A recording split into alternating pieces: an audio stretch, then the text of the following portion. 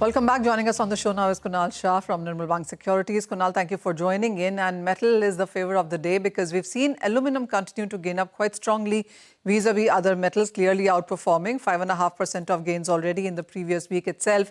And while we already were discussing about a deficit on this and China cap and Indonesia energy problems, the Middle East conflict has brought in an absolutely new push to the prices from where we trade. How are you sensing the concerns from here on and your sense on prices? So yesterday, like you were flashing, Qatar cut 0.65 million tons of aluminum production. After Qatar, today morning, Bahrain declared a force majeure in one of its smelters. So roughly, if you sum up the total Middle Eastern aluminum capacity, that sums up around 6 million tons. So what about some other smelters who will announce that due to the precaution, they may announce temporary closure of their plant?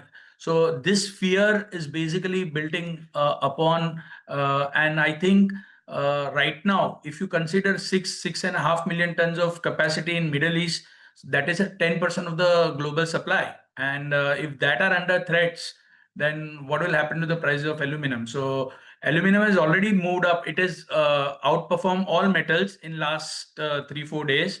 And aluminum is already up. Today morning, it tested $3,400. So a metal size of aluminum moving up by 10% in a matter of 4 days is a very big phenomenon. And that is what is basically driving all across the globe. Aluminum stocks have been surging because of this news. Kunal, 3,400 is where it's trading right now, and I was reading reports from Goldman Sachs and Citi, and they are calling the aluminum prices at 3,600 in a matter of next 3 months. And if the conditions worsen way too much from here, then 4,000 is not ruled out, is what Citi perhaps has put out as well. How are you reading all of these reports, and how much concern can really build up from here? So the problem what we are discussing right now was of the Middle East. But what about the China's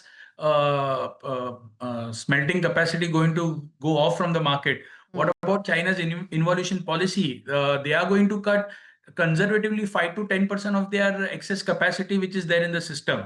So on one side, the supply from the Middle East is at a stake right now. And now we have the China, which are going to cut their smelting capacity. So I think it's a clear scenario of a sharp uprise in possible uprise in aluminum prices from here, because it's a supply side is gravely